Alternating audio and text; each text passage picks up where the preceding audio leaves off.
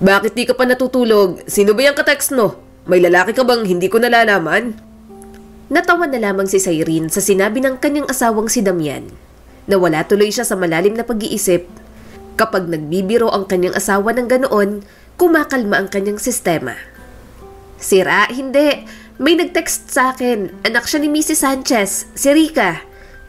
Imporma niya sa asawa. Kumunot ang noon nito. Mrs. Sanchez? Sino yun? Bumuntong hininga si Cyrene. Si Mrs. Sanchez ang tumulong sa akin nung nag-aaral pa lamang ako. Alam mo namang sobrang hirap ng buhay namin noon sa probinsya. Hindi ako kayang pag-aralin ng mga magulang ko. Si Mrs. Sanchez ang tumulong sa akin sa pinansyal. Hindi ako magiging teacher kung hindi dahil sa kanya. Malaki ang utang na loob ko sa ginang na yon. Tumango si Damian. Oh, anong meron sa kanya ngayon? Bakit parang nag-aalala ka? Huminga ng malalim si Cyrene. Namatay na pala siya. Tapos itong anak niyang si Rica, humingi sa akin ng tulong. Medyo gipit na at gustong lumuwas dito sa Maynila. Naghahanap muna ng matitirahan at pwedeng mapasukan na trabaho. Ayos lang ba sa'yo kung patuloyin natin? Ilang araw ba raw? Tanong sa kanya ng asawa. Yumakap siya kay Damian. Mga 1 linggo lang naman daw. Kapag nakahanap naman daw siya ng trabaho, maghahanap din siya ng titirahan niya. Tumango naman si Damian at inayos ang kanilang kumot. Sige, kung yan ang gusto mo. Isa pa, mas marami kang ambag dito sa bahay. Sino ba naman ako para kumontra? Pinisil niya agad ang ilong nito. Mahal naman, binababa mo na naman ang sarili mo. Teacher ako at tricycle driver ka. Pero mahal naman natin ang isa't isa. At alam kong nagsisikap ka para sa amin ni Erin. Itigil mo na yan ha. Pareho namang marangal ang trabaho natin at alam natin ang responsibilidad natin sa isa't isa. Kaya anong mali roon? Napangiti naman si Damian. Kaya mahal na mahal kita eh. Kahit maraming kulang sa akin at mas maraming mas mainam na lalaki kumpara sa akin, ako pa rin ang pinipili mo. Gumuhit na rin ang ngiti sa kanyang mga labi. Wala naman siyang pakialam sa katayuan sa buhay ng kanyang asawa. Wala siyang pakialam kung tricycle driver lang ito. Nakikita niya namang nagsisikap ang lalaki. Nagtutulungan pa rin sila sa pamilyang iyon. Nag-reply na siya kay Rica. Hinayaan niya na itong lumuwas papuntang Maynila. Sinabi nito na sa 1 linggo pang dating nito. Masaya si Cyrene na makatulong siya sa taong tinulungan din siya noong panahon na hirap siya sa buhay. Kinabukasan, naghanda na para sa pagpasok si Cyrene. Nagmamadali ang kanyang kilos. Kailangan niya pa kasing mag-asikaso para sa pagpasok sa school bilang teacher. Gayunpaman, ayaw niya namang pabayaan ang responsibilidad niya bilang ina at asawa. Damian, halina kayo, kakain na tayo. Tawagan mo na si Erin para sabay-sabay na tayo. Tawag niya sa kanyang asawa. Lumabas si Damian mula sa kwarto. Ginising ko na si Erin, saglit lang. Lalabas lang ako. Ipipila ko lang sa kanto ang tricycle. Baka maunahan na naman ako ng mga buhaya sa pila. Napailing si Cyrene. Magdamit ka nga. Nakasuot ka lang ng boxer oh. Kapag may nakakita sa'yo dyan at dinampot ka, nako. Napakamot sa ulo ang kanyang asawa. Ang init eh. Saka madaling araw pa. Walang makakakita sa akin yan. Nag-aalala ka lang na may makakita ng katawan ko eh. Alam mo namang para sa'yo lang to. Napairap na lang si Cyrene. Ewan ko sa'yo. Sinasabi ko sa'yo magdamit ka na. Baliw ka talaga. Baka may makasalubong ka dyang maagang pumapasok. Alam kong laking probinsya ka pero Damian, nandito na tayo sa Maynila. Public disturbance kung nakahubad ka. Natawa si Cyrene nang nilambing pa siya ng kanyang asawa. Kung hindi niya pa sinaway, hindi pa titigil. Mas lalo lang silang malilate sa ginagawa nito. Hindi pa lumalabas ang kanyang anak. Kaya naman, pinuntahan niya na ito sa kwarto. Si Erin, tulog na tulog pa sa higaan nito. Tila dinaanan ng bagyo ang buong silid. Hinawi ni Cyrene ang isang hibla ng buhok sa mukha ni Erin. Erin, anak, oras na para gumising para sa school. Inaantok na nagmulat ng mga mata si Erin. Good morning po, Mama. Good morning, anak. Sagot ni Cyrene, tinulungang makaupo si Erin. Maghanda ka na para sa school mo. Magkasama silang kumilo sa kanilang morning routine. Tiniyak ni Cyrene na kumpleto na ang lahat ng kailangan ni Erin. Pati lunchbox ng kanyang anak, inayos niya na rin. Maya-maya, pumasok na rin si Damian. Mabilis itong nag-asikaso. Paglabas ng lalaki, nakasuot na ito ng uniform ng pagiging driver. Tumawag si Cyrene mula sa kusina. Erin, handa ka na ba? Bilisan mo na, kailangan mo pang kumain ng almusal. Lumabas si Erin habang nag-aayos ng polo nito. Opo, wait lang po. Lumapit si Cyrene sa anak. Erin, mali ang pagkakabutones mo. Ikaw talaga. Nilagay ko na lahat ng kailangan mo sa bag. Napangiti naman ang kanyang anak. Thank you po, Mama. Lumingon naman siya sa kanyang asawa. Damian, pagkatapos ng agahan, pwede mo ba kaming ihatid sa school? Kami muna ng anak mo. Kapag inuna mo yung pasahero mo, mag-aaway tayo. Natawa na lamang si Damian habang humihigop ng kape nito. Inasikaso naman ni Cyrene ang kanyang mga gamit. Inipon niya yung sa sofa para walang makaligtaan. Napatingin si Cyrene sa labas nang biglang mahinang kumulog. Erin, hindi ko yata nalagay sa bag mo ang payong. Kunin mo at magdala ka, baka umulan mamaya. Tumayo naman agad ang kanyang anak. Kumuha ito ng 2 payong. Pati ang bag niya, nilagyan din ito ng payong. Napangiti naman si Cyrene. May kusa talaga ang kanyang anak kapag mga ganoong bagay. Kung paano niya ito alagaan, ganoon din ang natatanggap niyang pag-aalaga mula rito. Kinuha ni Damian ang susi ng tricycle. Uuna na ako sa labas. Bilisan niyo na kumain ng almusal.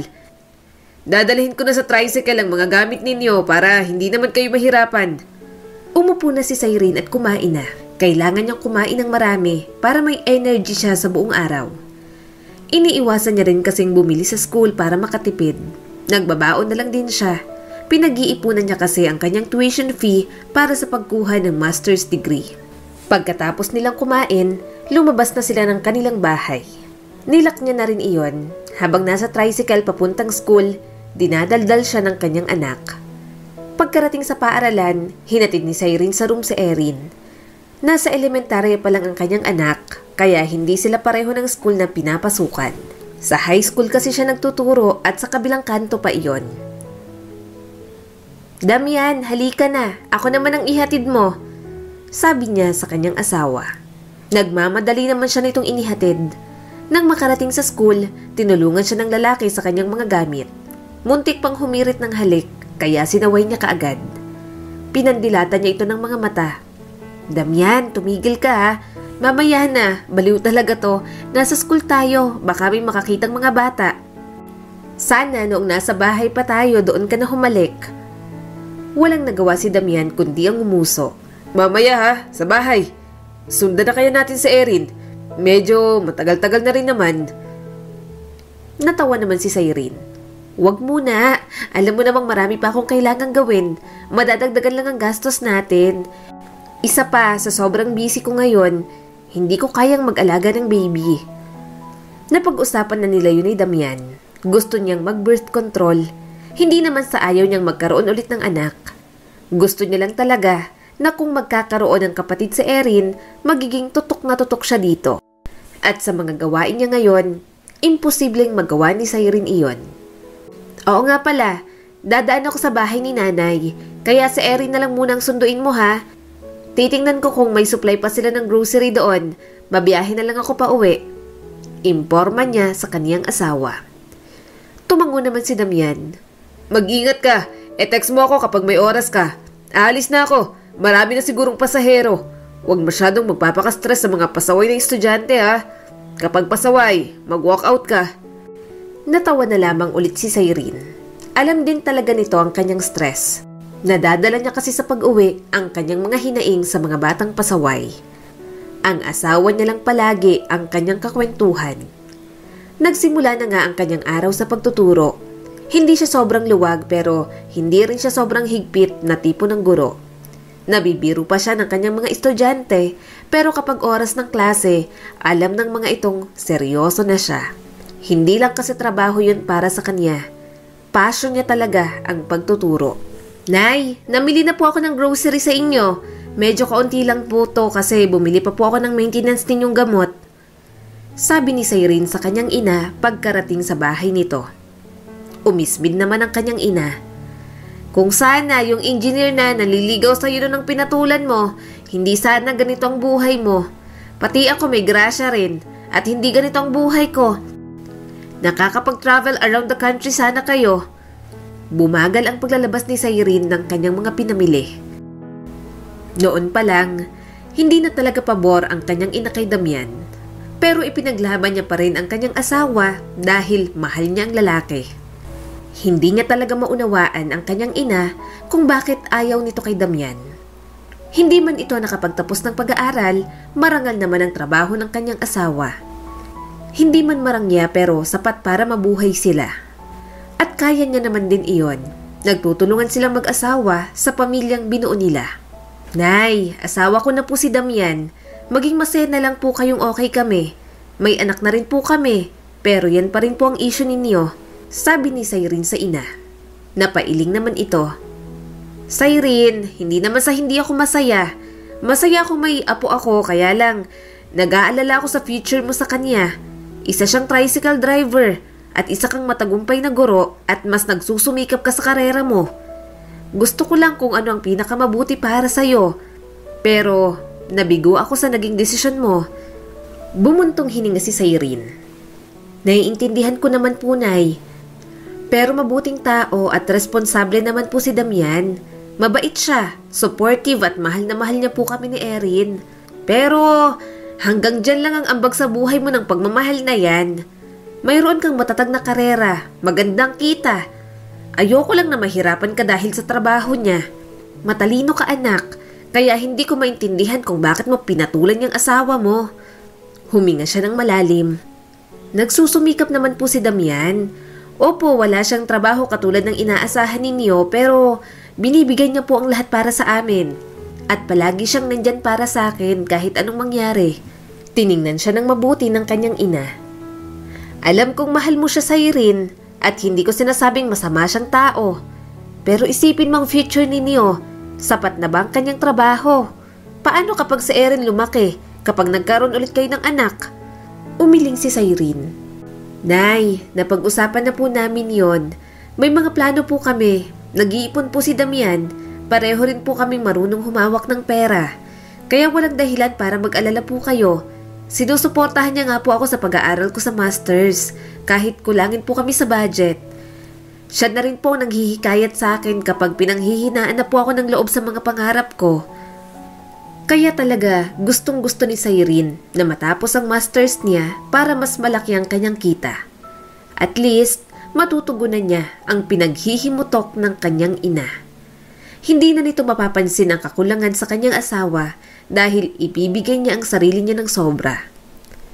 Maya-maya, nagdesisyon na rin siyang umuwi. Pumasok si Cyrene sa kanilang bahay. Sa kanya lang naramdaman ang pagod pagkatapos ng mahabang araw sa trabaho. Kapapasok niya lang nang marinig na nagri-ring ang kanyang cellphone. Dali-dali niya yung kinuha. Hello? Bungad ni Cyrene sa tumawag. Narinig niya ang boses ni Rika sa kabilang linya. Ate Cyrene, ako to si Rika. Nasa terminal na ako ngayon. Pwede mo ba akong sunduin? Hindi ko kasi alam saan banda yung sa inyo. Nakakatakot din. Gabi na. Ang daming mandurugas na tricycle driver dito.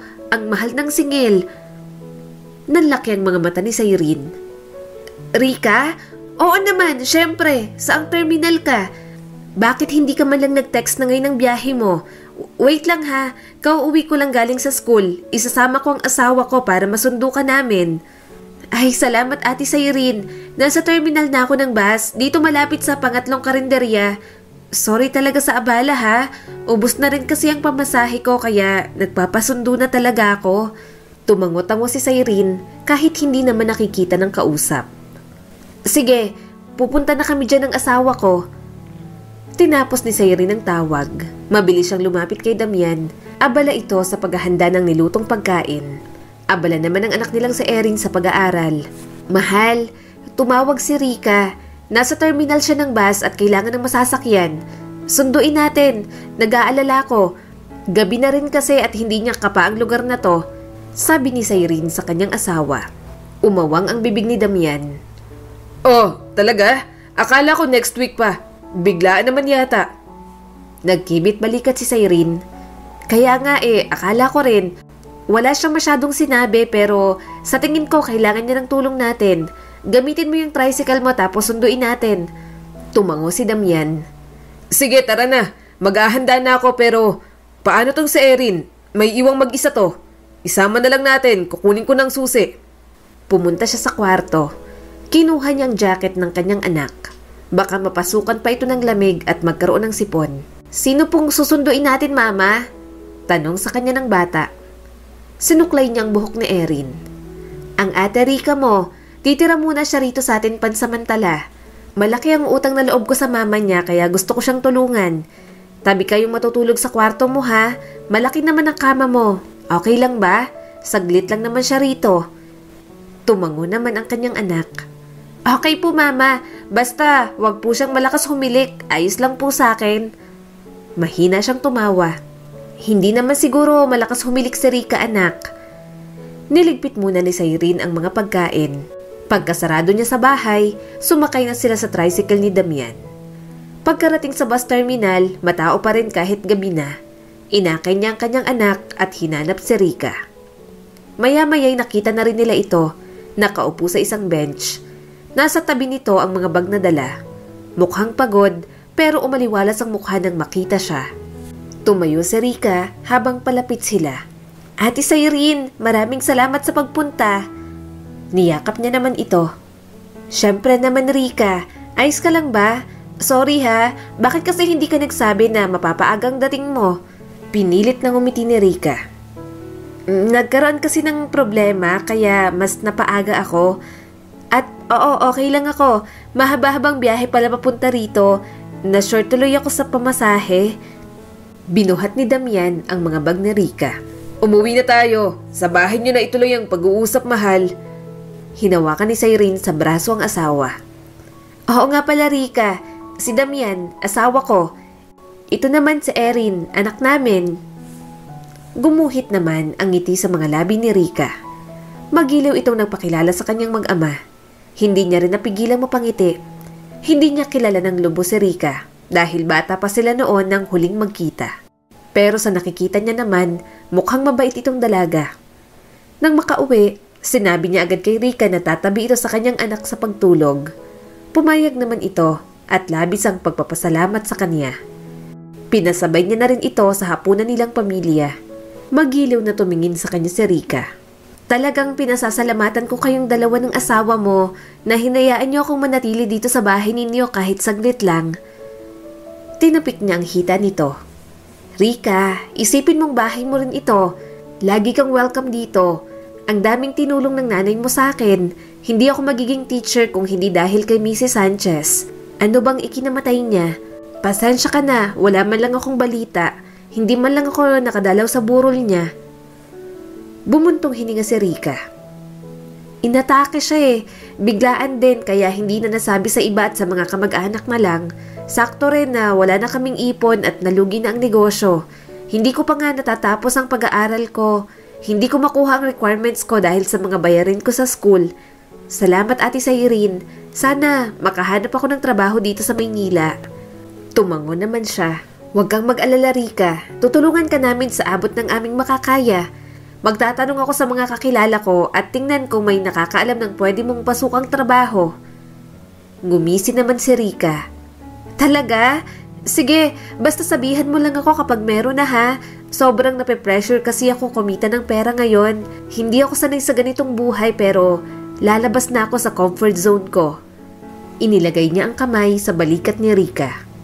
Kaya mo yan Rika. Huwag kang masyadong ma-stress. Nandito ako para sa'yo. Tutulungan kita. Medyo naluha pa ito. Salamat sa'yo Ate Cyrene. Hindi ko alam kung anong gagawin ko kung wala ka.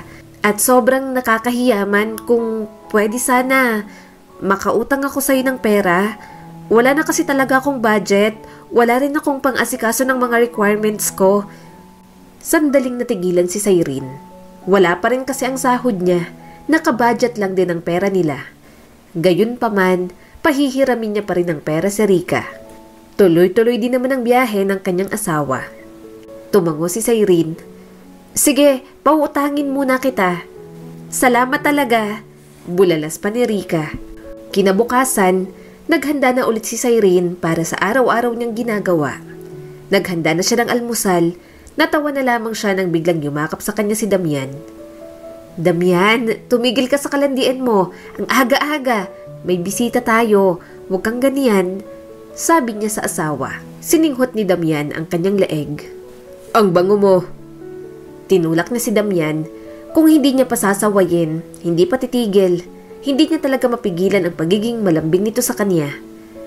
Maya-maya, lumabas na sa kwarto si Rika. Mukhang naistorbo dahil maaga rin mag-asikaso si Erin. Naglapag siya ng almusal para dito. Tipid na ngumiti si Rika. Good morning, salamat Ate Cyrene. Tumango naman siya. Magandang umaga Rika. Nakatulog ka ba ng mabuti? Pasensya ka na ha. Maaga talaga kaming magising dito sa bahay. Teacher kasi ako sa isang school tapos itong anak ko, morning shifts na pagpasok. Ito namang si Damian, maaga talagang pumipila para makarami ng pasaherong masakay. Tumango si Rika. Naiintindihan ko Ate Cyrene, maayos naman ang naging pagtulog ko. So, ibig sabihin, ako lang ang maiiwan dito sa bahay? Sa umaga, pero after lunch, makakasama mo si Erin dito. Tapos kapag matumalang biyahe, sandaling umuwi ang asawa ko. Kailan ka ba maghahanap ng trabaho? Pwede kang magpatulong sa asawa ko kasi marami na rin siyang kilala rito. Busy kasi ako lagi para sa school, tapos nag-aaral pa ako para sa master's degree ko. Sabi ni Cyrene sa dalaga. Umiling agad si Rika. Ayos lang, kaya ko naman. Abala na ako rito sa bahay ninyo. Ayokong mas makaabala pa. Sige, ikaw ang bahala. Tiningnan niya si Rika. Magana itong kumain. Napansin niyang magandang anak ni Mrs. Sanchez. Hindi niya ito masyadong kilala at hangad niyang mas makilala pa ito. Gusto niya rin namang magkaroon sila ng maayos na ugnayan. Pagtanaw na rin ang utang na loob sa ginawa ng mga magulang nito para sa kanya. Lumipas ang mga araw na natili na nga sa bahay nila si Rika. At lumagpas ang isang linggo, wala pa rin itong trabaho. Kauuwi pa lamang ni Cyrene, nadatnan niyang nanonood si Rika ng TV. Kumunot ang kanyang noo.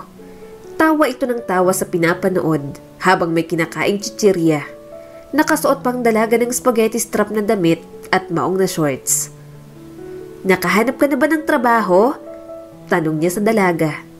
Napatayo naman agad si Rika. Nandito ka na pala Ate Cyrene. Ano yung dala mo? Lechong manok ba yan? Tumango naman siya. Oo, anong oras na rin kasi ako natapos kanina sa school. Kinuha agad ni Rika ang dala niya. Ako nang bahala dito, mukhang masarap tong dala mo. Tiningnan niya si Rika na nauna nang kumain. Hinayaan niya na lamang ito. Pinuntahan niya si Erin at hinalikan ito sa noo.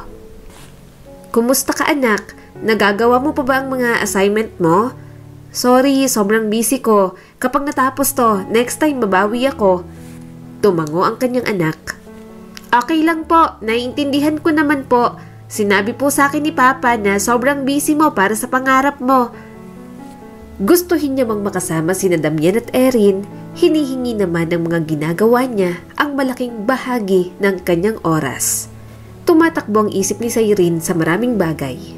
Pagtuturo ang kanyang hilig pero sa kabila nun gusto niyang umabante. Nais niya rin kasi na mas mabigyan ng magandang buhay ang kanyang mag-ama. Pero sobrang abala talaga siya sa pag-aaral at pagtuturo. Minsan pa nga, ginagawa niyang araw ang gabi. Sobrang nagpupuyat siya para sa kanilang kinabukasan. Naiintindihan naman ni Damian o at least sinusubukan nitong unawain kung gaano siya kaabala. Mahal, kumusta ang araw mo?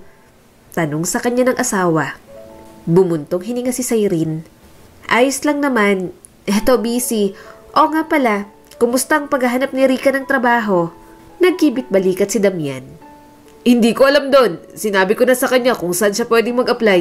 Hindi naman siya pumunta. Kumunot ang noon ni Cyrene. Hindi niya alam kung bakit gano'n na lamang ang ginawa ni Rika. Akala niya ay nagpupursigi itong makahanap ng trabaho.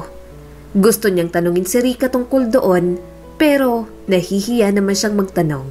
Baka ma-pressure niya lamang ang anak ni Mrs. Sanchez. Miss ka na namin ang anak mo, Cyrene. Kahit weekends, palagi ka pa ring abala. Sabi sa kanya ni Damian.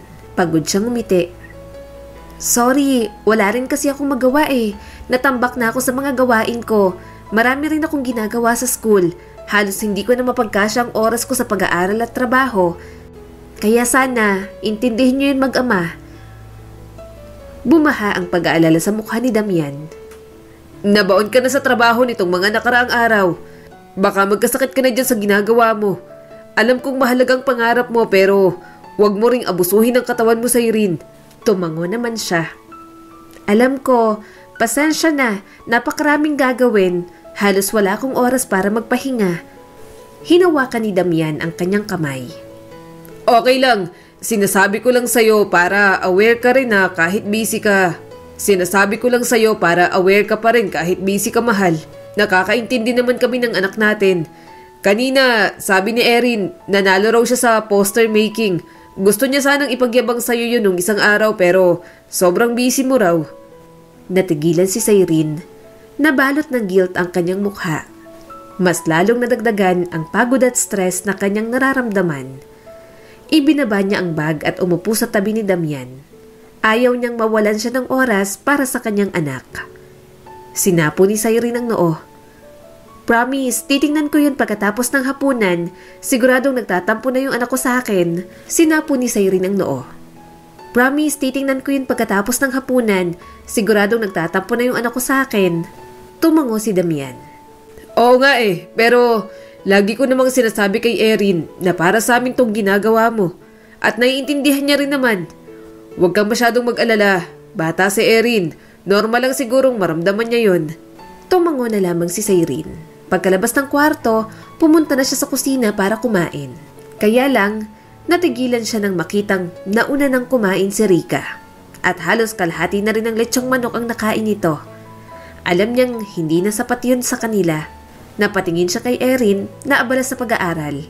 Halatang hindi pa rin ito kumakain.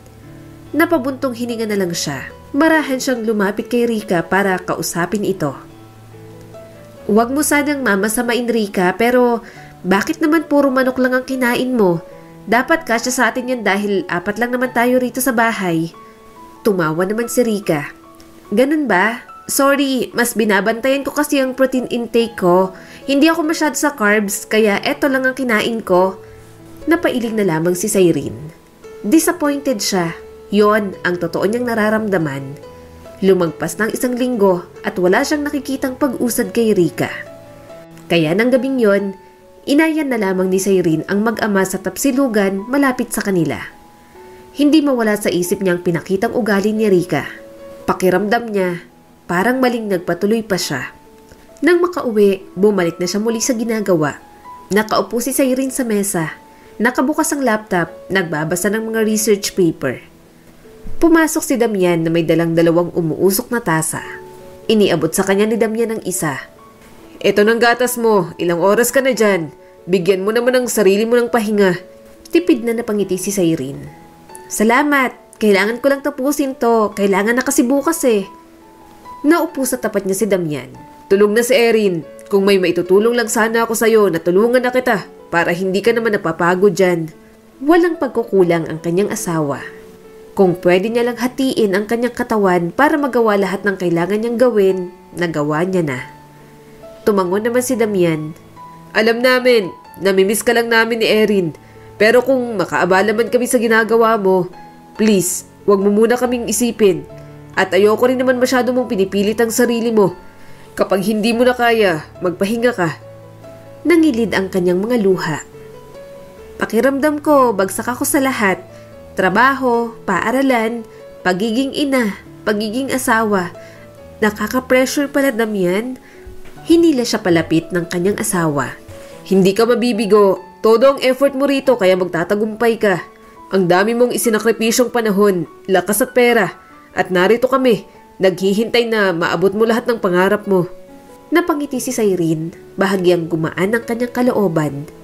Kaya hindi niya maintindihan ng kanyang ina kung bakit hindi ito pabor kay Damian. Hindi nito makita ang side na nakikita niya sa kanyang asawa. Kumawala siya sa yakap nito. Oo nga pala, pasensya ka na kay Rika ha. Akala ko hindi siya magtatagal dito. Pero wala pa rin siyang trabaho. Tumango si Damian. Ayos lang, pero kung gusto niya talagang magkaroon ng trabaho, maghanap siya at magkusa. Ayoko rin naman na pati siya pinoproblema mo. Sinabihan ko na siya ng mga pwede niyang pag-applyan pero hindi siya pumupunta. Sinabihan ko na siya ng mga pwede niyang pag-applyan pero hindi siya pumupunta. Bumuntong hininga na lamang si Cyrene. Hindi niya alam kung anong gagawin kay Rika.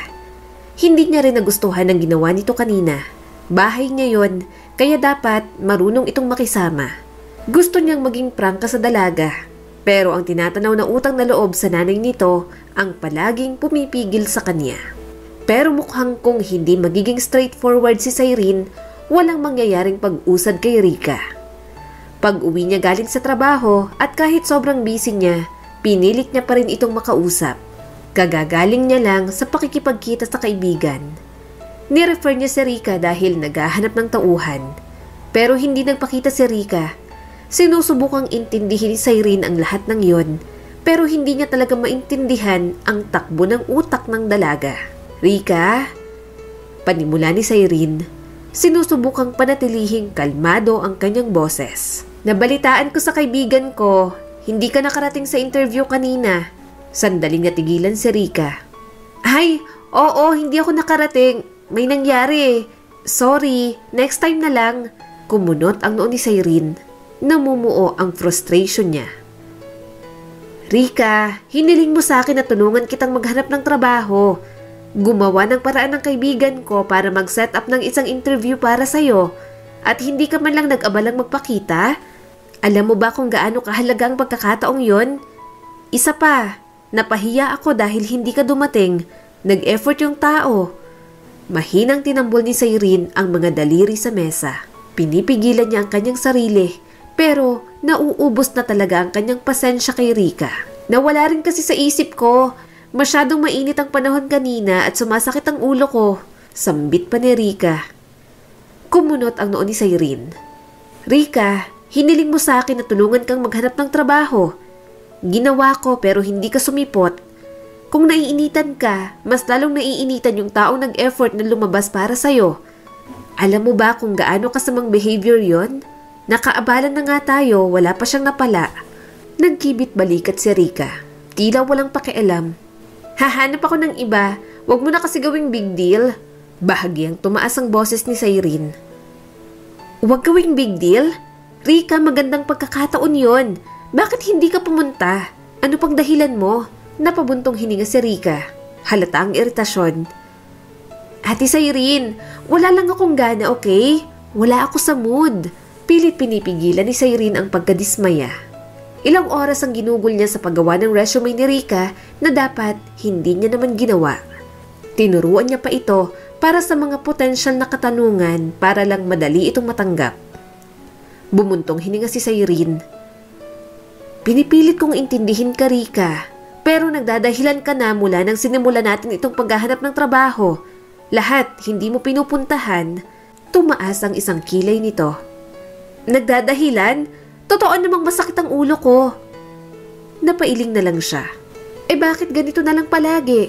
Dahil sa tuwing susubukan kong tulungan ka, gumagawa ka ng paraan para isabotahe yon. Nagsisimula na akong mag-isip na baka ayaw mo talaga ng trabaho.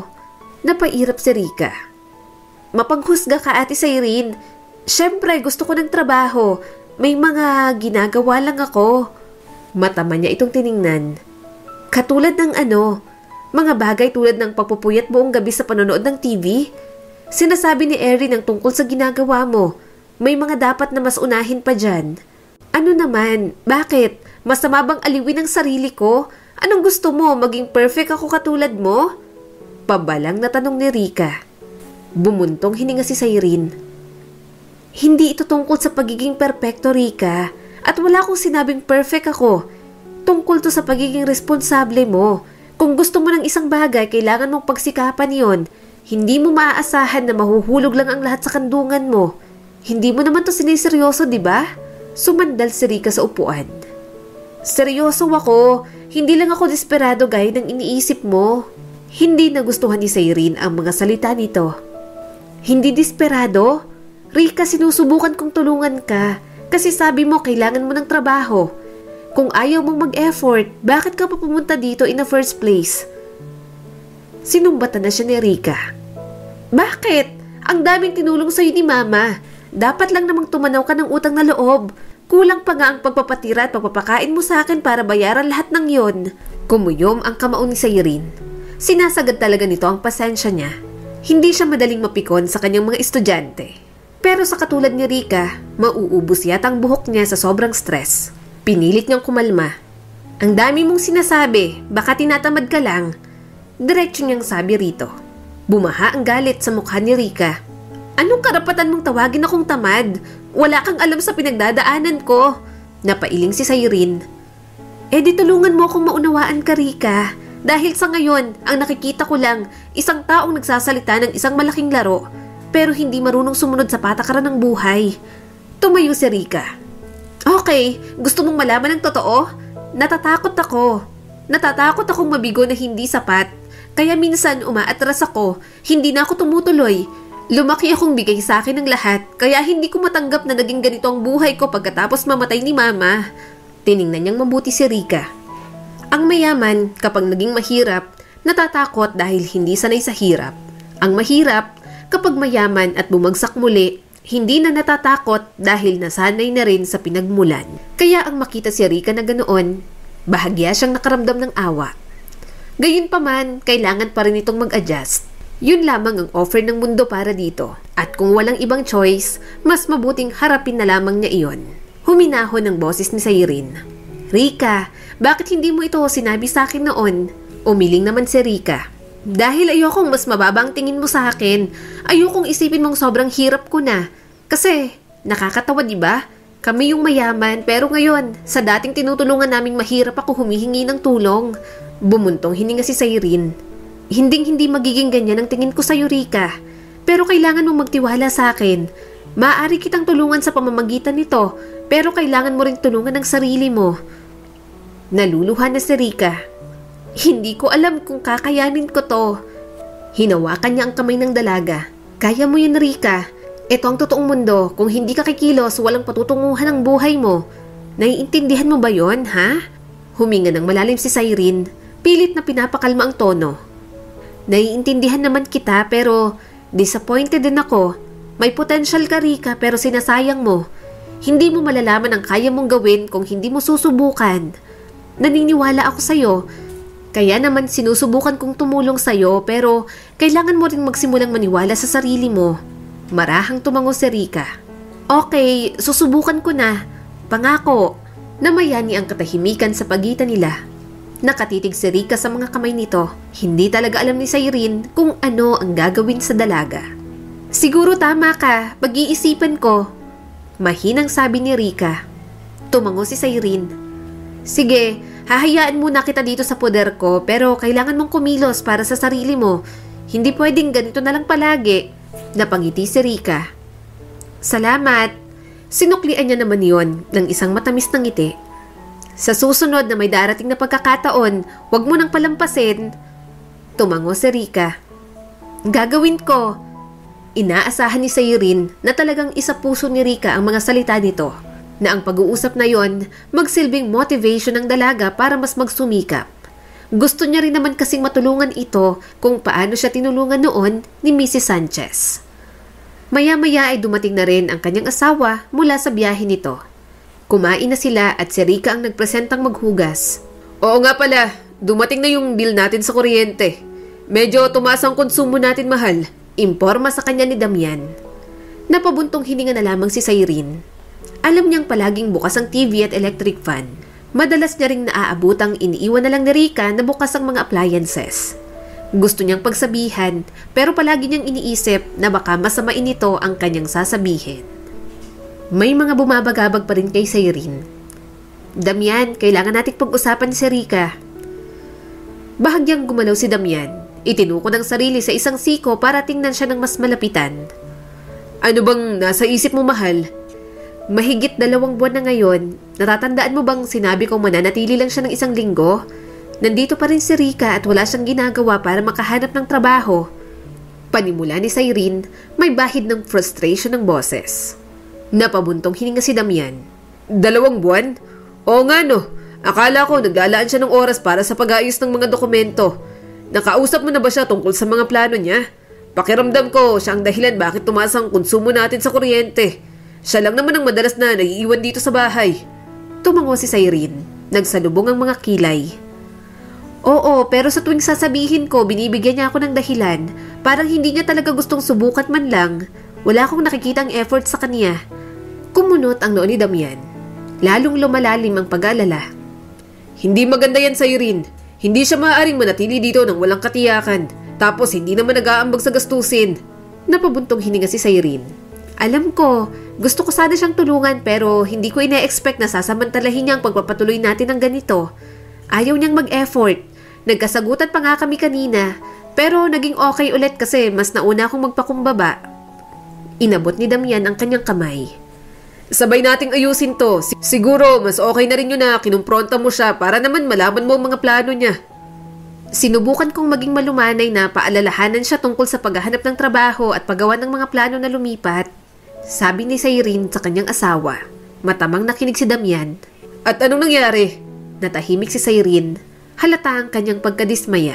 Parang umiiwas siya, Damian. Paulit-ulit ko na sinasabi na kailangan niya ng mas maraming oras. Kumunot ang noo ni Damian. Anong iba pang mga bagay ang posibleng pinagkakaabalahan niya? May iba pa ba siyang sinabi sa'yo? Bumaha ang pagtataka sa kanya. Bakit? May dapat pa ba siyang sabihin sa akin? Umiling ang kanyang asawa at niyakap siya nito. Wala naman. Ilang buwan na siyang nakatira sa bahay natin ng libre. Alam kong tumatanaw ka ng utang na loob. Pero kung ganyan naman, baka habang buhay na nating maging kargo yan. Hindi ko alam, pero sinabi ko sa kanya na hindi kami pwedeng magpatuloy ng ganito, na kailangan nating magtakda ng deadline para makahanap siya ng trabaho at magsimulang maghanap ng sarili niyang lugar. Pag-amin pa ni Cyrene. Tumango si Damian bilang pagsang-ayon. Tamang ginawa mo, Cyrene. Pwede kang sumuporta pero kailangan niyang tanggapin ang responsibilidad. Pero wag mo siguro siyang i-pressure. Okay lang naman sa akin kahit nandito siya. Hindi pa naman ako nabibigatan sa gastusin. Lumingon si Cyrene kay Damian. Salamat ha. Napaka maunawain mo talaga. Sana lang maintindihan niya. Hindi ko naman intensyong awayin siya pero hindi ko rin mabaliwala ang ginagawa niya. I love you, Cyrene. Wag mo na masyadong isipin yan. Hinila siya ni Damian para yakapin muli. Hindi alam ni Cyrene kung bakit may iba siyang nararamdaman sa kanyang asawa. Pakiramdam niya may mali pero binaliwala niya lang iyon. Pagod at marami lang talaga siguro siyang iniisip kaya kung ano-ano na lang ang nararamdaman niya. Lumipas ang mga araw, patuloy ang pagiging abala ni Cyrene. Malapit na rin kasi siyang matapos sa kanyang pagpasok. Kaunting panahon na lang, makakamit niya na ang kanyang hinahangad na master's degree. Corpus, pakitulungan naman ako dito sa mga quizbook ninyo, padala sa faculty. Sabi niya sa kanyang isang estudyante. Kumilos naman agad ito. Magkasabay silang bumaba ng building. Napatingin siya sa dalaga. Mukhang may gusto itong sabihin pero hindi nito masabi.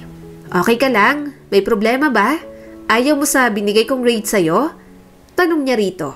Umiling naman ito at bahagyang umiwas ng tingin. Okay naman po. Satisfied po ako sa grades ko. Kaya lang, okay naman po kayo ng pamilya niyo po ano? Kumunot ang kanyang noo at bahagyang natawa. Oo naman. Bakit mo naman naitanong? Bumuntong hininga ang kanyang estudyante. Baka isipin niyo pong sumisip-sip po ako pero kung may problema po kayo pwede niyo po akong i-chat ma'am. Hindi po ako magaling mag-comfort pero marunong po akong makinig. Napangiti naman si Cyrene. Ang bait ng kanyang estudyante. Iniisip niya tuloy kung paano ito pinalaki ng mga magulang nito. Gusto niya rin na lumaki ng ganun si Erin. Tipong may pakialam sa damdamin ng iba. Pagkatapos ng trabaho niya sa eskwelahan, umuwi na rin siya. Hindi na siya medyo busy ng araw na yon, kaya tinulungan niya ang kanyang anak sa mga assignment nito. Normal na araw lang yun para kay Cyrene. Maliban na lang nang nagising siya sa gabi, nakapanyang wala ang kanyang asawa sa kanyang tabi.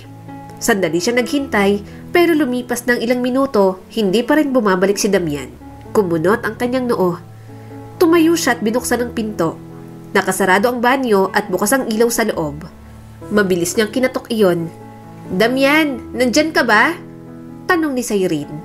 Sandaling walang sumagot sa loob pero may nahulog pa yatang tabo. Nag-aalala siya sa kanyang asawa. Gusto niya itong pasukin sa loob pero nagsalita agad ito. Saglit lang, Cyrene. Sagot nito sa kanya. Ilang sandali pa, lumabas na rin ito. Sinarado agad nito ang pinto ng banyo. Pawis na pawis si Damian at namumutla pa. Okay ka lang? Ang tagal mo kasi, nagising ako kaya sinundan na kita. Sabi pa ni Cyrene. Tumango si Damian at pinunasan ng tumulong pawis. Oo, ayos lang ako. Masama kasi ang tiyan ko, kaya pabalik-balik ako sa banyo. Bumaha agad ang pag-alala sa kanyang mukha. Uminom ka na ba ng gamot? Ano bang kinain mo? Tumango naman si Damian at hinila na siya pabalik sa kanilang kwarto. Oo, ayos na ako. Baka panis na yung kinain kong minudo sa karinderya, kaya ganun. Next time, huwag ka nang kumain doon. Baka mapano ka pa. Halika na, matulog na tayo ulit. Humiga naman agad ang kanyang asawa. Humiga na rin siya. Pumikit siyang muli pero hindi na siya muling makatulog. Hindi niya maintindihan kung saan nagmumula ang nararamdaman niya. Parang may nararamdaman siyang kakaiba sa kanyang asawa pero hindi niya matukoy kung ano. Kaya para makabawi, pinaghandaan ni Cyrene ang nalalapit nilang wedding anniversary. Ginawa niya ang dapat niyang gawin ng mas maaga para makasama si Damian. Nakatayo si Cyrene sa harap ng salamin sa kanilang kwarto. Mabigat ang hangin sa bango ng jasmine. Yon ang amoy na paborito niya. Isang bango na alam niyang gusto din ni Damian. Dumating na ang kanilang anniversary. Inihanda niya ang sarili para roon. Nag-book pa siya ng hotel at sosorpresahin ang kanyang asawa. Kaya pinapunta niya na lamang doon. Hindi naman siya mag-aalalang maiwan si Erin dahil nandoon si Rika sa kanila.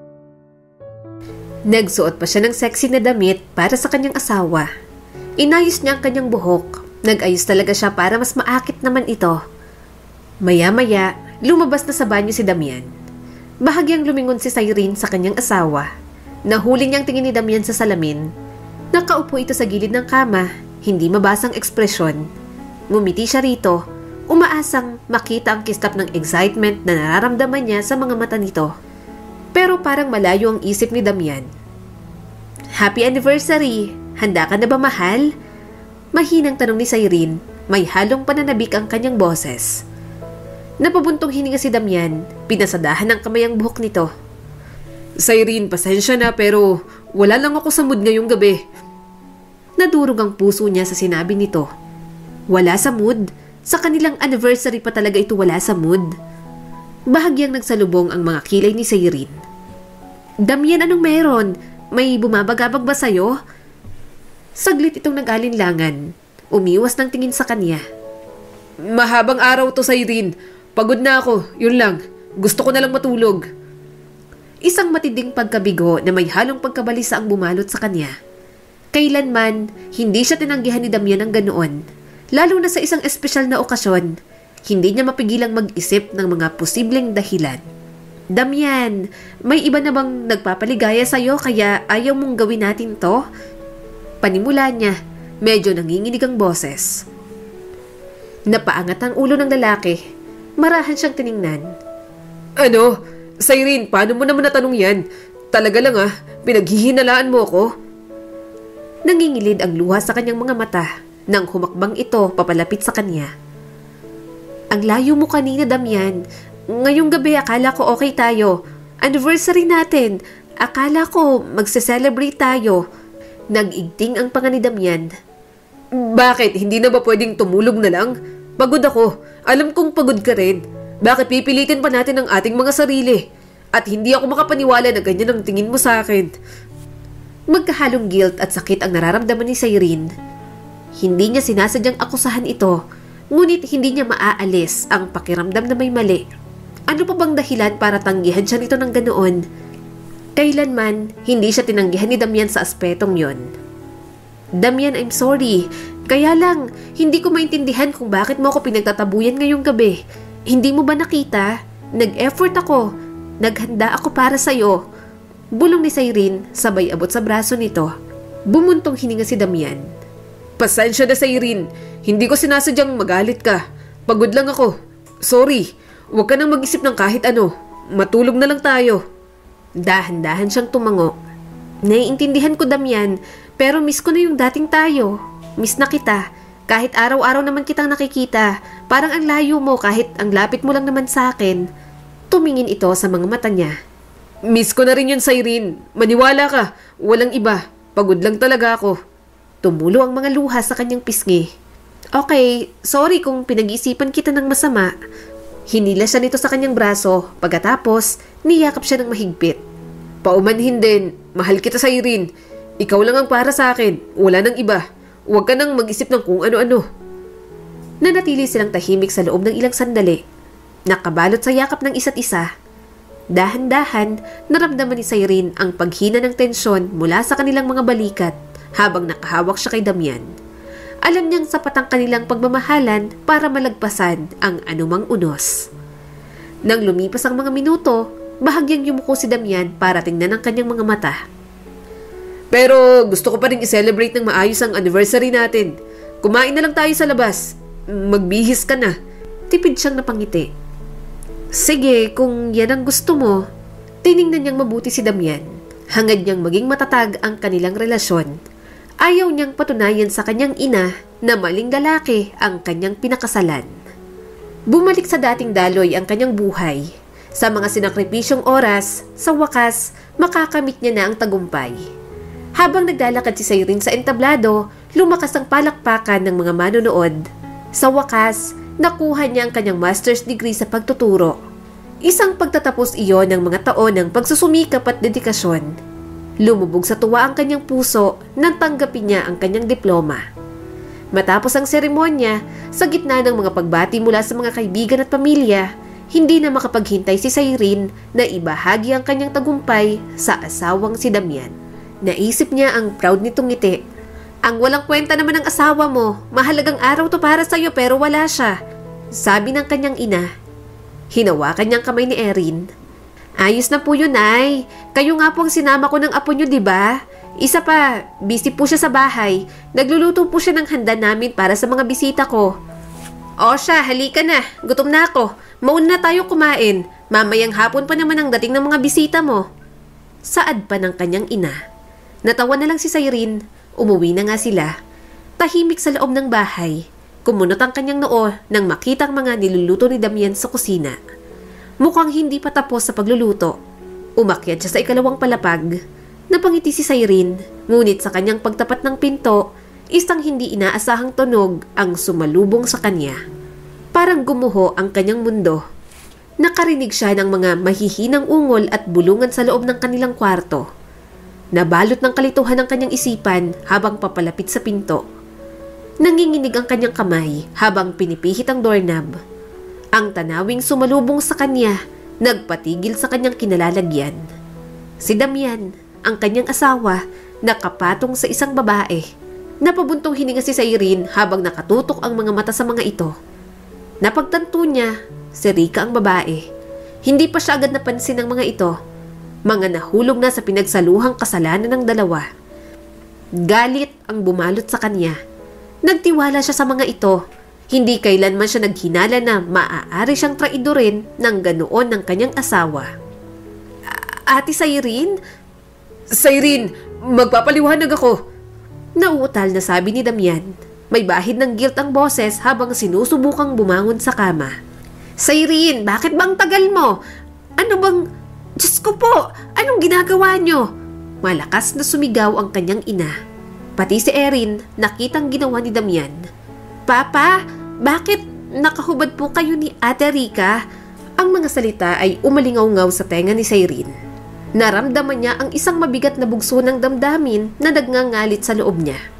Pagkakanulo, sakit at isang malalim na pakiramdam ng pagkawala. Walang sabi-sabi, pumasok siya sa kwarto. Hinila niya ang buhok ni Rika. Aray, Ate Cyrene, tama na! Malakas na sigaw ni Rika. Kinaladkad niya ito papuntang sala. Panay naman ang pigil ni Damian sa kanya. Wala pa siyang nasusuntok sa buong buhay niya. Pero nang dumapo ang kanyang kamao sa mukha ni Damian, hindi na ito muling umawat pa. Bakit mo ginawa yun, Rika? Pinatuloy kita dito. Magiging kabit ka lang pala ng asawa ko. Sigaw niya rito. Tumutulo ang mga luha nito. Sorry talaga, Ate Cyrene. Ikaw naman kasi, palagi kang busy. Naghanap tuloy ng ibang asawa mo. Sarkastiko siyang tumawa at malakas itong sinampal. Ako pa talagang sisisihin nyo sa pagiging makati nyo? Ako pa talaga? Saan kayo kumukuha ng kapal ng mukha ninyo? Masamang tumingin sa kanya si Rika. Naging close kami ng asawa mo habang abala ka dyan sa pag-aaral mo. Anong magagawa mo kung gusto namin ng isa't isa? Saka, kung may makapalang mukha dito, ikaw yon. Wala kang utang na loob. Matapos kang tulungan ng mama ko para maging teacher. Malakas niyang tinulak si Rika. Huwag mong maisumbat-sumbat sa akin yan dahil kung utang na loob lang din naman, matagal na akong bayad. Sa ginawa mong to, bayad na ako. Lumayas kayo ritong dalawa. Nagdinilimang paningin ko sa inyo.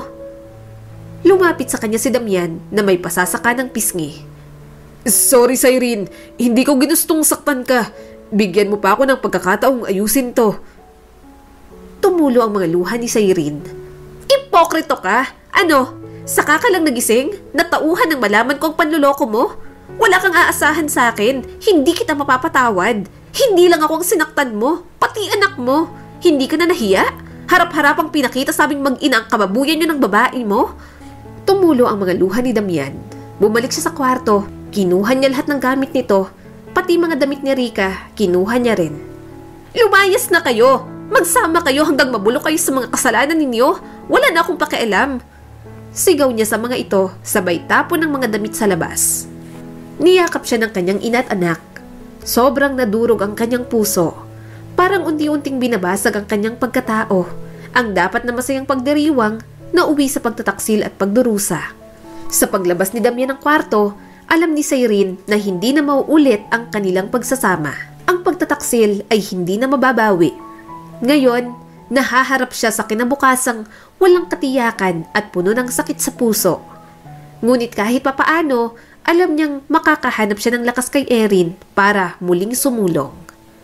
Simula ng araw na yon, wala nang ibang iniisip si Cyrene kundi ang kanyang anak at karera. Mabilis na lumipas ang mga taon. High school na si Erin at principal na rin siya sa isang public school. Ang huling balita niya kay Damian, tricycle driver pa rin ito at kinakasama na si Rika. Buntis na ang babae. Gusto man ni Damian na sustentuhan si Erin, hindi na siya pumayag. Kaya niya rin namang gawin iyon. Bukod doon, galit din ang kanilang anak sa dati niyang asawa. At para sa kanya, damdamin ni Erin ang mas mahalaga. Sa labis na pagtanaw ng utang na loob, hindi inasahan ni Cyrene na asawa niya pa ang magiging kapalit. Gayunpaman, kung mahal talaga siya ni Damian, kahit ilang tukso pang ihain dito, hinding-hindi siya nito ipagpapalit. Masaya na naman si Cyrene. Niloko man siya, muli siya nakabangon dahil natuto siya kung paano mahalin ang kanyang sarili. Na kahit ilang beses siyang sakta ng taong mahal niya, hindi siya manlulumo at hindi maglulugmok sa pagkabigo. Dahil alam niya ang halaga niya bilang isang babae, bilang ina at bilang tao. At yon ang palagi niyang ipinagpapasalamat sa Diyos. Muli, eto po si Skylar Guro at sana may bago na naman kayong natutunan sa kwento natin ngayon.